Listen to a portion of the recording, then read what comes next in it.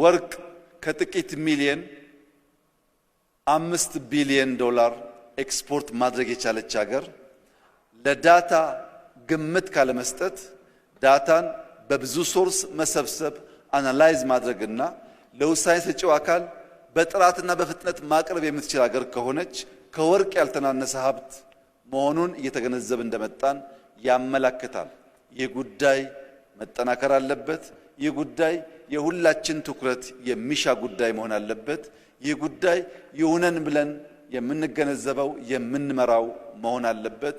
ያ መሆን ከቻለ እያንዳንዱ ህግ፣ እያንዳንዱ ፖሊሲ፣ እያንዳንዱ የሥራ መዘርዝር በዳታና በእውቀት ላይ ተንተርሰን ስለምንሰራ እድገታችን ለማቀላጠፍ የዜጎቻችን ህይወት ለመንካት ኢትዮጵያ የሚገባትን ልክ ለማረጋገጥ በእጅጉ የሚያግዝ እንደሚሆን ምንም ጥርጥር የለውም።